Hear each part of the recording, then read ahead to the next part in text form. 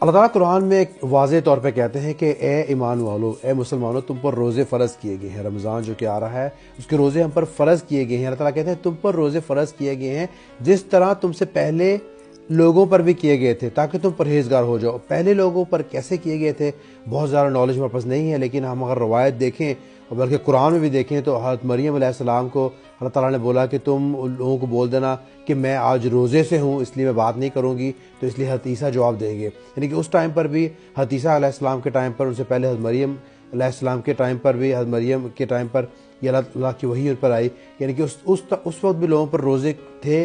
ان کی نوعیت کیا تھی؟ جیسے مریم علیہ السلام کو بولا گیا کہ آپ جو ہیں آپ بولیں کہ میں روزے سے ہوں، میں چپ ہوں، یعنی کہ وہ شاید اپنے روزے میں بات نہیں کر سکتے تھے، کھا سکتے تھے، نہیں پی سکتے تھے، ہمیں زیادہ انفارمیشن نہیں ہے، لیکن روزے پہلی قوموں پر بھی تھے۔ اور آپ نبی صلی اللہ علیہ وسلم کی امت پر روزے جو ہے بہت واضح طور پہ ہیں کہ روزے کا رکھنے کا کیا ٹائم ہے، اس کو کھولنے کا کیا ٹائم ہے، اور پابندیاں کیا ہیں۔